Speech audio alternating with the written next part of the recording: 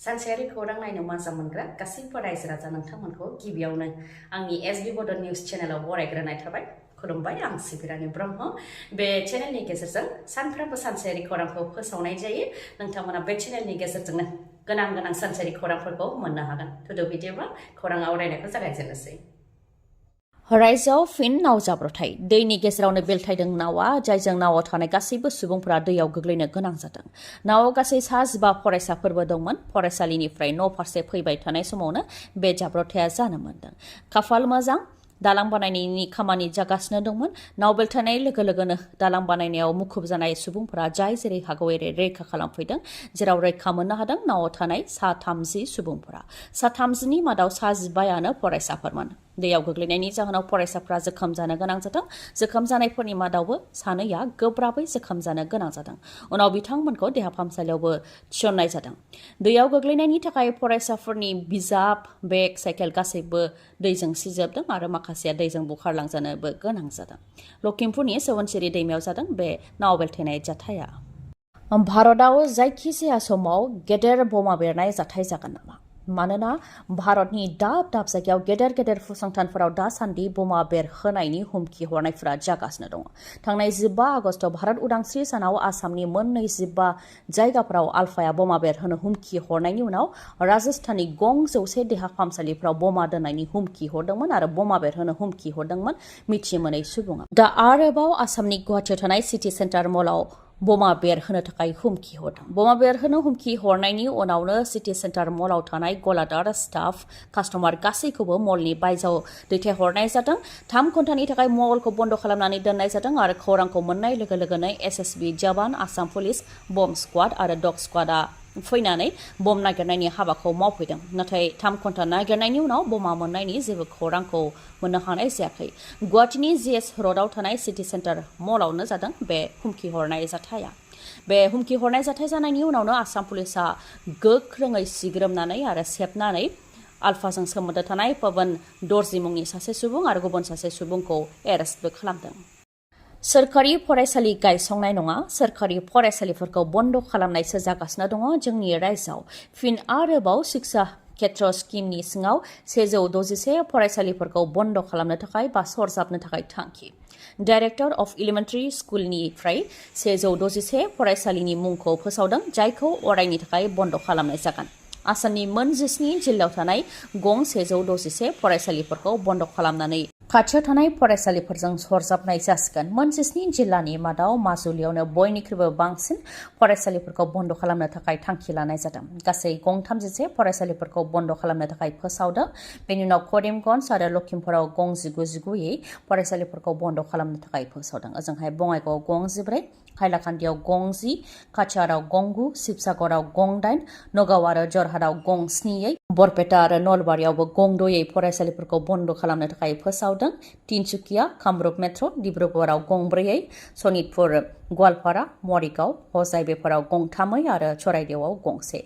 गासै गं 161 फरायसालिफोरखौ अरायनि थाखाय बन्द खालामनो थाखाय थांखि लाबाय डाइरेक्टर अफ एलिमेन्टारि स्कुलनिफ्राय। बिटिआर गोरोबथानि उनाव बिटिसिआव UPPL आरो बिजेपि जयै सोरखार सालायनायनि उनाव बर' हारिया अलखदाव। बेखौ दिपेन बर'आ इसारा होनायजों लोगोसे बर'नि सोमावसारग्रा दैदेनगिरिफोरा जाहाथे ओनसोलारि राजखान्थि दोलोनि सायाव फोथायनानै दोंसे लामाजों आगान सुरो, बेखौ खावलायनायनि उनावनो खौसे जानो आवगायबोदों BPF दोलोनिफ्रायबो।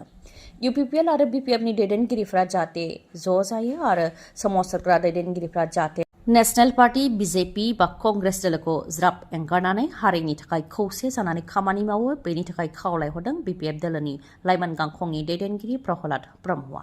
बिथाङा फोरमायथिदों दि UPPL BPF ज' जानायखौनो गासै रायजो राजाफोरजों लोगोसे मेलेमजिबिफोर आरो माहारियारि आफादफोरा लुबैयो। हारिनि थाखाय राजखान्थिखौ ज्राब गारनानै गासैबो जयै आगान सुरनांगौ होननानैबो खावलायो बिथाङा। सिगांनि समावबो जोंनि दैदेनगिरिफ्रा बावसोमदोंमोन। आलादा रायजो बिनायाव 7,000 सुबुंफोरा जिउ बावदोंमोन आरो आइजोफोरा जिनाहारि खालामजानो गोनां जादोंमोन। बेनिखायनो जोंनि दैदेनगिरिफ्रा गाव गावनि मासि आरो गोहोखौ सानालासे आरो गाव गावनि गेजेराव गोरोन्थि बुंलायालासे हारिनि थाखाय बावसोमो, बेनि थाखाय खावलायो बिथाङा। लोगोसे बुंथिबावदि UPPL आरो BPF लोगो नांनानै BTC बा बिटिआरआव गोख्रों खामानि मावनो हायो, लाइमोनफोरनो खामानि होनो हायो आरो राव हारिमु हा हुनि थामोनथाखौ लाखिनो हायो आरो बिटिसिखौ जोंनि आखायावनो लाखिनो हायो होननानैबो बुंथियो। 2026 मायथाइयाव बिटिसिनिफ्राय सा 15 एमएलए दैथायहरनो हायो आरो केबिनेटआव साबा मन्त्रि लानानै बिटिसिखौ गोख्रों खालामनो हायो। भारत सरकार आरो आसाम सरकारखौ नारसिननानै बिटिसिनि जौगानायनि थाखाय लोगोसे साख्रि बाख्रिनि जेंनाखौ सुस्रांनो हायो होननानै बुंथियो बिपिएफ दोलोनिफ्राय। बेनिखायनो खौसे जानो थाखाय खावलायहरदों बिपिएफ दोलोनिफ्राय। नाथाय इउपिपिएलनि दैदेनगिरिफोरनि गेजेराव दासिमबो ओनसोलारि दोलोजों ज' जानायनि राव बेरखाङाखै। बेराफारसेथिं बिजेपि दोलोआ बिस्वजित दैमारिखौ बिटिसिनि गाहाय अदेबानि सिइएम बानायनो थाखाय थाग थियारि जानायखौ नुनो मोननाय जादों। उदालगुरि जिल्ला बिजेपिनिफ्राय बेखौनो फोरमायथिदों दि बिस्वजित दैमारिया गाव बुंनानै लायाखैब्लाबो रायजो राजाफ्रा बिथांखौ लुबैयो आरो बिथाङा सासे गोख्रों दैदेनगिरि।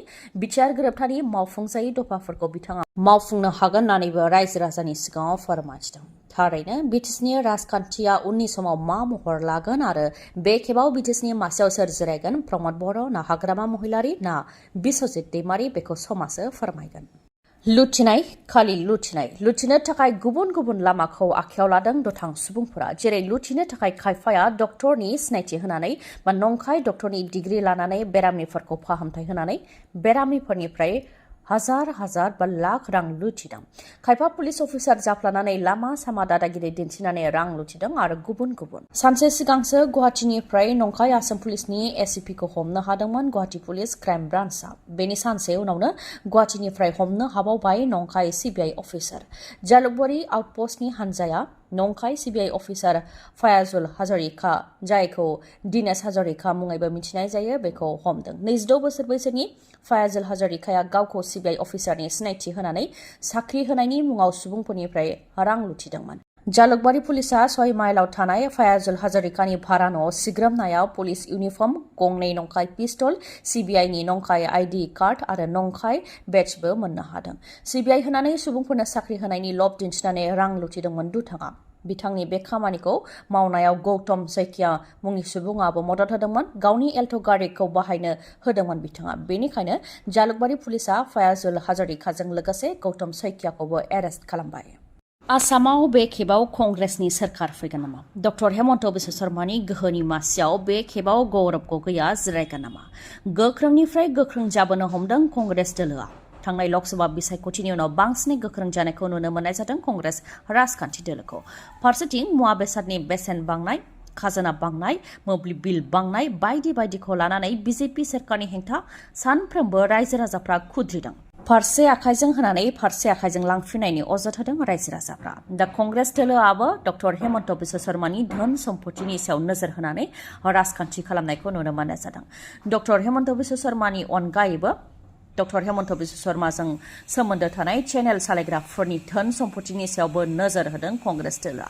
कंग्रेसनि एमपि गौरब गगैया बुंथिदों दि भारतआवनो बे समाव टिभि चेनेलफोरनि थासारिया जोबोद गाज्रि, मावथिफोरनो दान बान्था होनो हायाखै, जायनि थाखाय मावख'आ बन्द जालांदों। नाथाय गिबि मन्थ्रिजों सोमोन्दो थानाय चेनेलफोरा एसेबां मुलाम्फा खालामगासिनो दं दि बिथांमोननिया रिजर्ट दङ, फरायसालि दङ आरो दा बागान बायनोबो जागायनो हमबाय होननानै फोरमायथिदों। बिथांमोननि धोन सम्पतिखौ मिथिनो लुबैयाखै, नाथाय बिथांमोनहा माबोरैहाय धोन सम्पति आरजिनो हादों बेखौ मिथिनाया गोनां होननानैबो बुंथिबावो गौरब गगैया। लाइमोनफोरनि थाखाय मोनसे गोजोनथाव रादाब।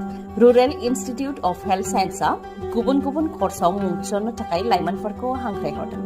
कर्सफोरा जाहैबाय नार्सिं केयाराव bachelor of vocation, medical laboratory आरो डि फार्मा। बाक्सानि बरमायाव थानाय प्रफेसार कलनि आरो सप्ताहिक हाथाइनि साखाथियाव थानाय AISECT ग्रुप इउनिभार्सिटिजों गनायथि मोननाय रुरेल इनस्टिट्युट अफ हेल्थ साइन्सआ नार्सिं केयार, मेडिकेल लेबरेटरि आरो डि फार्मायाव मुं थिसननो थाखाय हांख्रायहरदों। मुं थिसननायनि थाखाय प्रसपेक्टास होनाया जागासिनो दंखायो आरो आगस्त दानावनो मुं थिसननायाबो जागोन। गोसो गोनां फरायसाफोरा गोख्रैनो बेफोर कर्सआव मुं थिसननो हागोन।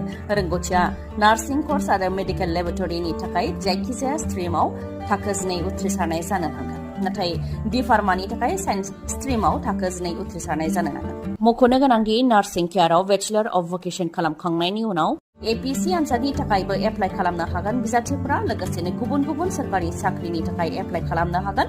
हस्पिटाल, नार्सिं हम, क्लिनिक बायदि बायदिफोरावबो एप्लाइ खालामनो हागोन आरो बेनि अनगायैबो जौसिन सोलोंथाइबो लानो हागोन बिजाथिफोरा। गुवारै मिथिबावनोबा आरो मोजाङै मिथिबावनोबा 801113 9336 बे नाम्बाराव खौरां लानो हागोन। गोजोन्थों। खौरांखौ जोबजासे खोनासंनायनि थाखाय गोजोन्थों। नोंथाङा दासिमबो आंनि एसबि बड' निउस चेनेलखौ साबस्क्राइब खालामनानै लायाखैबा साबस्क्राइब खालामनानै लानो हागोन। लोगोसे बेल आइकनखौबो क्लिक खालामनो हागोन जाहाथे आं खौरां फोसावनाय लोगो लोगोनो नोंथांनाव गिबिसिन खौराङा सौहैयो। गोजोन्थों।